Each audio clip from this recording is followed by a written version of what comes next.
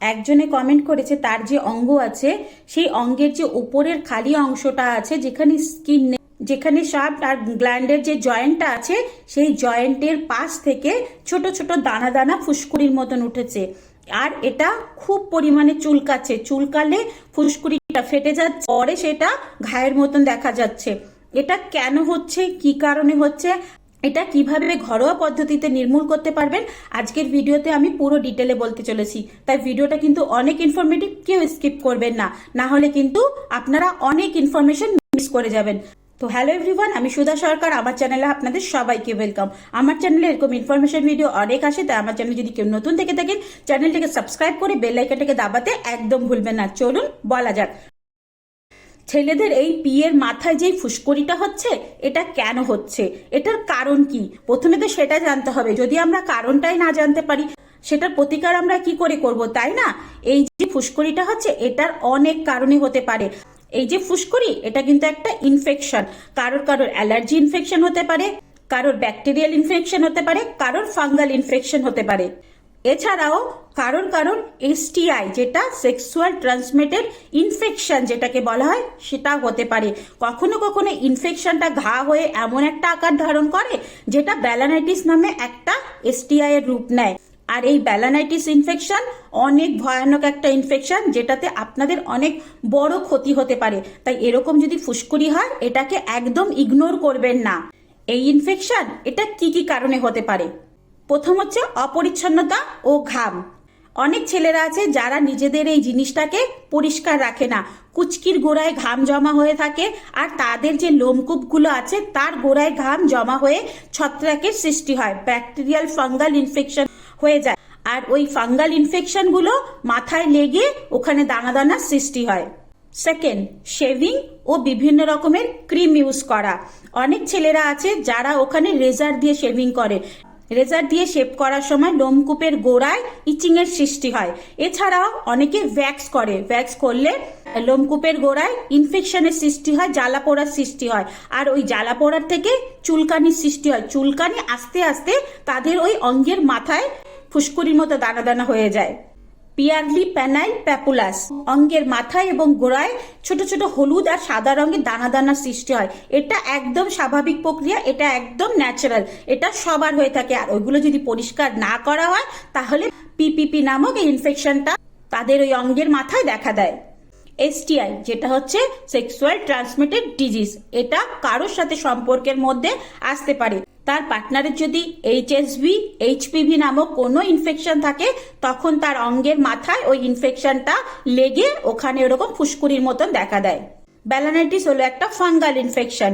যদি আপনার অঙ্গকে পরিষ্কারভাবে না রাখেন বা অঙ্গের মাথায় কোনো রকমে কোনো অ্যালার্জি চুলকানি এরকম হয়, সেটাকে যদি ধ্যান না দেওয়া হয় মাথার ওখানে সাদা সাদা গোল গোল গোল গোল এরকম করে ছোট ছোট ফোসকা হতে পারে, বা স্কিন যেমন মুখের মধ্যে ছালা হয় সেরকম অঙ্গের উপরটাতে ছালা টাইপের হয়ে যায়। এটাকে বলা হয় ব্যালানাইটিস ইনফেকশন। আর এই ইনফেকশনটা এমন একটা ইনফেকশন আপনাদের অঙ্গর কিন্তু খুবভাবে ক্ষতি করে। তাই যখনই আপনারা এই ফুসকুড়ি গুলো দেখবেন অবশ্যই নিজেদের অঙ্গটা পরিষ্কার করে রাখবেন, না হলে এই ইনফেকশন কিন্তু আপনাদের অঙ্গ থেকে পুরো জায়গাটাতে ছড়িয়ে যাবে। এছাড়াও ক্ষারযুক্ত সাবান ইউজ করা হয়, ক্ষার জেল ইউজ করা হয়, বা কোনো লন্ড্রি ডিটারজেন্ট দিয়ে যদি নিজেদের নিচের অংশটাকে পরিষ্কার করা হয় তাহলে কিন্তু এই ইনফেকশনটা হয়ে থাকে। এছাড়াও কারোর কারোর অনেক কন্ডোমের মাধ্যমেও কিন্তু এরকম ইনফেকশন হয়ে থাকে, যেমন কালারওয়ালা কন্ডোম, না হলে কোনো স্মেলওয়ালা কন্ডোম যদি ইউজ করে তার কিন্তু এরকম ইনফেকশন হতে পারে। এছাড়াও পার্টনারের যদি এসটিআই থাকে তাহলে তো অবশ্যই সেটার দিকে ধ্যান দেবেন, আর এটার জন্য কিন্তু আপনারা ন্যাচারালওয়ালা যে ক্যাপটা থাকে সেটা ইউজ করতে পারেন। এখন আমরা জানলাম এটা কি কিভাবে হতে পারে, কিন্তু ঘরোয়াভাবে এটা থেকে কি নির্মূল হওয়া সম্ভব? ইয়েস, অনেক সময় ছোট থাকতে আপনারা যদি এটার ধ্যান রাখেন তাহলে এটা কিন্তু নির্মূল করা সম্ভব।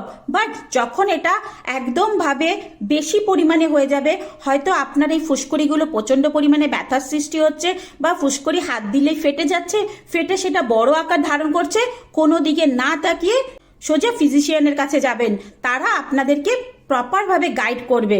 কিন্তু যদি দেখছেন নর্মাল আপনি অপরিচ্ছন্নতা থাকার কারণে এটা হচ্ছে, তাহলে সেটার কিন্তু প্রতিকার করা ঘরেই সম্ভব। তাহলে এটা ঘরে কিভাবে প্রতিকার করতে পারবেন? নিজেদের অঙ্গকে ঘাম মুক্ত রাখুন। যখনই দেখছেন ঘাম হচ্ছে, আপনার এই সমস্যাটা আছে, অবশ্যই নিজেদের যে ছোট প্যান্টটা আছে সেটাকে চেঞ্জ করুন আর ওই জায়গাটাকে একটু ক্লিন করে সুন্দর করে ড্রাই করে রাখুন। সেকেন্ড, সুগন্ধিযুক্ত সাবান, ডিটারজেন্ট বা কোনো শাওয়ার জেল ইউজ করা বন্ধ করুন। 3 হচ্ছে, একটাই চাড্ডি রেগুলার ইউজ করবেন না। যেই চাড্ডিটা আজকে ইউজ করবেন সেটা আজকেই চেঞ্জ করে নেবেন, কালকে আবার ধোয়া চাড্ডি ইউজ করবেন। ধোয়ার সময় অবশ্যই ভালোভাবে সেটাকে জল দিয়ে পরিষ্কার করবেন। অনেক সময় দেখা যাচ্ছে একটা চাড্ডি 1 বছর 2 বছর আপনারা ইউজ করছেন, ওটার যে নিচের অংশটা আছে সেটা শক্ত হয়ে গেছে, আর ওর মধ্যে সাবান ডিটারজেন্ট লাগতে লাগতে তার যে ফেব্রিক আছে সেটা খারাপ হওয়ার ফলে ওটা ভেতরেই অ্যাবজর্ব করে রাখছে, সেটা ভালোভাবে পরিষ্কার হচ্ছে না। তখন ওই ডিটারজেন্ট থাকার কারণে আপনাদের অঙ্গের মাথায় কিন্তু এই রকমের ইনফেকশন হতে পারে। আর ওরকম শক্ত যদি আপনারা চাড্ডি পরেন তাহলে কিন্তু ওটার ঘষায় ঘষায় আপনাদের যে মাথা আছে ওর মধ্যে এরকম দানার সৃষ্টি হতে পারে, অ্যালার্জির সৃষ্টি হতে পারে। তাই অবশ্যই ছেলে হোক মেয়ে হোক সবাইকে প্রত্যেক বছর চেঞ্জ করা উচিত নিজেদের ওই আন্ডারগার্মেন্টস। এছাড়াও অনেক ছেলে আছে যাদের অয়েলি স্কিন থাকে, তাদের ওই উপরের অংশটাতে অয়েলি ভাব থাকার জন্য ওই জায়গাটাতে কিন্তু এরকম ছোট ছোট দানার সৃষ্টি হচ্ছে। দেখবেন যাদের মুখ খুব অয়েলি থাকে তাদের কিন্তু মুখের মধ্যে ব্রণ সৃষ্টি হয়, সেরকম ছেলেদের ওই পিনের উপরটাতেও ওরকম ছোট ছোট ব্রণের মতন অ্যালার্জির সৃষ্টি হয়। আর সেটাকে ঘরে বসেই আপনারা ঠিক করতে পারেন। একটুখানি মুলতানি মাটি নেবেন, মুলতানি মাটিটাকে একদম সুন্দর করে জলের মধ্যে একদম গাঢ় গাঢ় করে গোলাবেন। একটা সাদা সুন্দর কটনের কাপড় নেবেন পরিষ্কার, সেটা জাস্ট এরকম করে মাটির মধ্যে চুবিয়ে পুরো কাপড়টাতে মুলতানি মাটিটা লাগিয়ে আপনাদের যে অঙ্গ আছে তার মধ্যে এরকম করে জাস্ট রেখে দেবেন, রেখে খুলে ঘুমিয়ে পড়বেন। ওই মুলতানি মাটিটা ড্রাই হওয়া অবধি আপনার ওই দানাগুলো একদম নির্মূল হয়ে যাবে। এটা করার আগে অবশ্যই নিজেদেরকে ক্লিন রাখতে হবে, অপরিষ্কার থাকলে এটা কিন্তু কখনোই যাবে না। যাদের এরকম অয়েলি থাকে তারা কিন্তু কখনোই সাবান ইউজ করবে না, নর্মাল জল দিয়ে ধুয়ে কাপড় দিয়ে মুছে নিলেই পরিষ্কার হয়ে যাবে।